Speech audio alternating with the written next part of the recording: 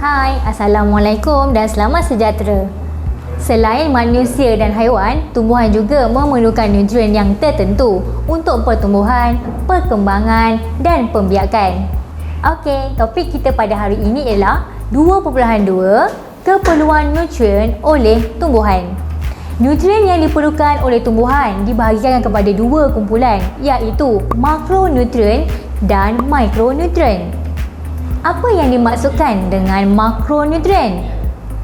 Makronutrien ialah nutrien yang diperlukan oleh tumbuhan dalam kuantiti yang sangat banyak. Apa yang dimaksudkan dengan mikronutrien? Mikronutrien pula ialah nutrien yang diperlukan oleh tumbuhan dalam kuantiti yang sedikit.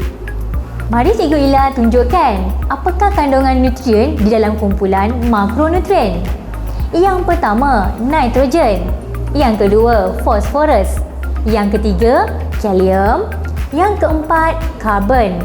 Yang kelima, hidrogen. Yang keenam, oksigen.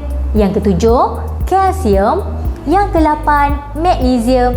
Dan yang terakhir, yang kesembilan, sulfur. Mari Cikgu Ila tolong tunjukkan cara nak mengingat yang paling mudah menggunakan kaedah mnemonik. Nak, pinang, kekasih, cinta, hati orang, Kanada memang susah. Boleh tak murid-murid ikut mnemonik yang Cikgu Ila terangkan tadi? Seterusnya, mari Cikgu Ila tunjukkan nutrien di dalam kumpulan mikronutrien. Yang pertama, boron. Yang kedua, ferrum. Yang ketiga, zinc. Yang keempat, kuprum. Yang kelima, mangan. Dan yang keenam, molybdenum. Mari Cikgu Ila tunjukkan kaedah mnemonik yang mudah murid-murid untuk ingat nutrien di dalam kandungan mikronutrien. Bila fras, zinc, kunyah mangga muda. Harap-harap anak murid Cikgu Ila boleh ingat dengan baik. Mari Cikgu Ila terangkan fungsi makronutrien yang diperlukan oleh tumbuhan. Yang pertama, nitrogen. Apa tujuan nitrogen digunakan? Yang pertama, mensintesiskan protein, klorofil, enzim dan asid nukleik. Yang kedua, membantu pertumbuhan daun dan dahan. Yang ketiga, meningkatkan pengeluaran buah dan biji benih. Nutrien yang kedua, fosforus. Tujuannya mensintesiskan protein dan asid nukleik serta menggalakkan pembahagian sel untuk penghasilan bunga dan buah. Nutrien yang ketiga, kalium. Tujuan dia mensintesiskan protein, menggalakkan pembahagian sel tumbuhan dan memperkuat daya ketahanan terhadap jangkitan penyakit. Dan yang keempat, nutrien magnesium. Digunakan sebagai komponen penting dalam klorofil, iaitu membuat proses fotosintesis. Seterusnya, kalsium. Berfungsi mensintesiskan gentian gelendung semasa pembahagian sel dan membantu pertumbuhan meristem hujung, pucuk dan akar. Manakala sulfur berfungsi mensintesiskan protein dan klorofil, membantu perkembangan buah dan menggalakkan pembahagian sel tumbuhan. Nutrien oksigen digunakan dalam respirasi sel tumbuhan untuk menghasilkan tenaga. Karbon membina gula atau kanji semasa proses fotosintesis. Manakala hidrogen membina selulosa. Mari Cikgu Ila terangkan tentang fungsi mikronutrien yang diperlukan oleh tumbuhan. Ingat ya, mikronutrien digunakan dalam kuantiti yang sedikit. Yang pertama, nutrien boron. Tujuan dia mensintesiskan klorofil dan dinding sel serta membantu pembentukan buah dan biji benih. Ferrum membantu pertumbuhan bahagian pokok yang muda dan membantu respirasi sel.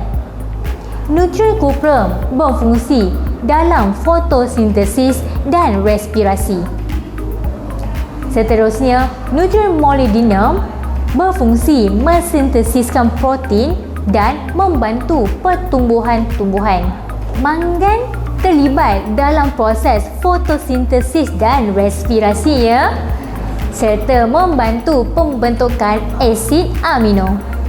Manakala zinc membantu sintesis protein dan juga pembentukan klorofil yang mana membantu juga dalam pembentukan daun. Murid-murid nak tahu tak bagaimana rupa tumbuhan yang sihat? Mari Cikgu Ila tunjukkan. Yang pertama, pertumbuhannya adalah tumbuh secara normal. Yang kedua, batang tumbuhannya adalah kuat.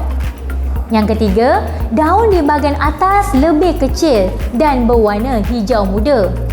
Yang keempat, daun di bahagian bawah lebih besar dan berwarna hijau tua. Yang kelima, penghasilan bunga dan buahnya adalah normal. Dan yang terakhir, pertumbuhan akar dia juga normal. Tumbuhan yang mempunyai kekurangan nutrien nitrogen mempunyai ciri-ciri. Yang pertama, pertumbuhannya terbantut. Yang kedua, batang tumbuhannya lemah. Yang ketiga, daun di bahagian atasnya lebih kecil dan mudah gugur. Yang keempat, daun di bahagian bawah berwarna hijau pucat atau kekuningan. Maksudnya di sini ia mempunyai kurang klorofil. Yang kelima, penghasilan bunga dan buahnya mula terbantut. Dan yang terakhir, pertumbuhan akarnya adalah normal. Bagaimana pula murid-murid nak mengenal pasti tumbuhan yang mempunyai kekurangan fosforus? Ciri-cirinya ialah pertumbuhan-tumbuhannya akan terbantut, lambat membesar dan lambat matang. Yang kedua, batang tumbuhannya menjadi lemah. Yang ketiga, daun di bahagian atas itu kecil dan berwarna hijau keungguan. Yang keempat, daun di bahagian bawah berwarna hijau kebiruan, mula bergulung di tepinya dan daunnya berwarna perang. Seterusnya, penghasilan bunga dan buah mula terhenti. Dan yang terakhir, pertumbuhan akar mula merosot. Di sini, cikgu nak tunjukkan gambar tentang tumbuhan yang mempunyai kekurangan nutrien kalium. Ciri-cirinya, pertumbuhan-tumbuhannya mula terbantut, mati sebelum matang. Yang kedua, batangnya mula lemah. Yang ketiga, daun di bahagian atas bertumpuk-tumpuk perang, hujungnya bergulung dan mempunyai klorosis. Yang keempat, daun di bahagian bawah mula layu dengan tisu mati di tepi daun. Yang kelima, penghasilan bunganya berkurang dan penghasilan buah mula terhenti.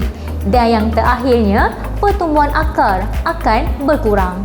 Eksperimen 2.2 adalah bertujuan untuk mengkaji kesan kekurangan makronutrien, iaitu nitrogen, fosforus dan kalium terhadap pertumbuhan-tumbuhan. Pernyataan masalah, apakah kesan kekurangan makronutrien dalam kurungan nitrogen, fosforus dan kalium terhadap pertumbuhan-tumbuhan? Hipotesis, jika kekurangan makronutrien iaitu nitrogen, fosforus dan kalium berlaku, maka pertumbuhan-tumbuhan akan terbantut. Pemboleh ubah dimanipulasikan jenis larutan kultur. Pemboleh ubah bergerak balas pertumbuhan-tumbuhan. Pemboleh ubah dimalarkan isi padu larutan kultur atau saiz dan jenis anak benih atau cahaya dan suhu.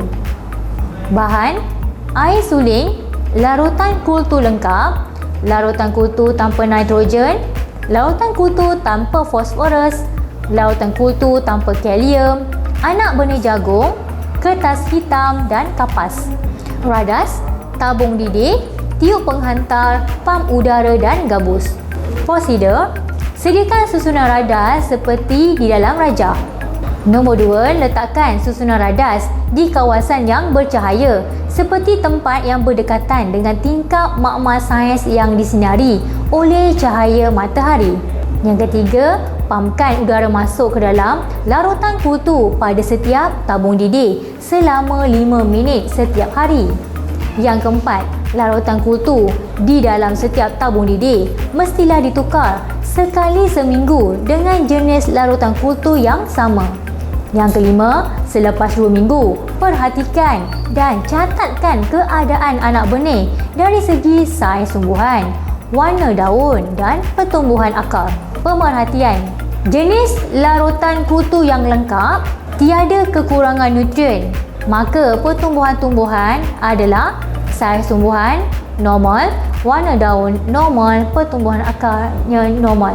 Jenis larutan kutu tanpa nitrogen, kekurangan nutrien adalah tiada nitrogen. Pertumbuhan tumbuhan, saiz tumbuhan menjadi lebih kecil, warna daun kuning, pertumbuhan akar normal. Jenis larutan kutu tanpa fosforus, kekurangan nutrien fosforus, pertumbuhan tumbuhan, saiz tumbuhannya terbantut, warna daun hijau keungguan, pertumbuhan akar berkurang. Jenis larutan kutu tanpa kalium, kekurangan nutrien adalah kalium, pertumbuhan tumbuhan, saiz tumbuhan terbantut, warna daun tumpuk-tumpuk perang dan pertumbuhan akar berkurang. Oleh itu, murid-murid kena ingat ya, fungsi bagi nitrogen tu penting untuk pertumbuhan keseluruhan pokok, batang, akar dan daun. Manakala unsur fosforus fungsinya penting untuk pertumbuhan akar dan unsur kalium penting untuk pertumbuhan bunga dan buah. Kod kita pada hari ini, tumbuhan memerlukan nutrien untuk hidup. Sama dah seperti kita, perlukan makanan yang sihat untuk hidup. Daripada Cikgu Ila, Brand Mind.